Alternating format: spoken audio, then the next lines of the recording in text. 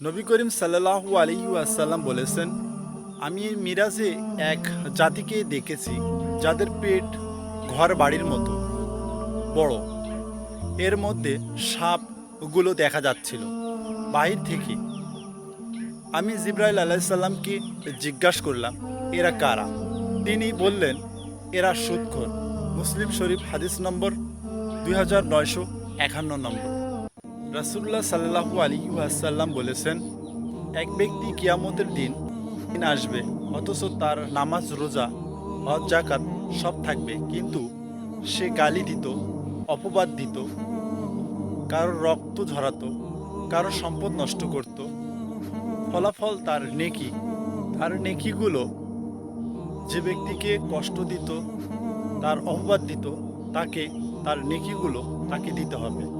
আর যে ব্যক্তির গুনাহ আছে, সে গুনাহগুলো তার মাথার মধ্যে চাপিয়ে দেওয়া হবে এবং সে দেখা যাবে যে তার নেকিগুলো সব কিছু শেষ হয়ে গেছে।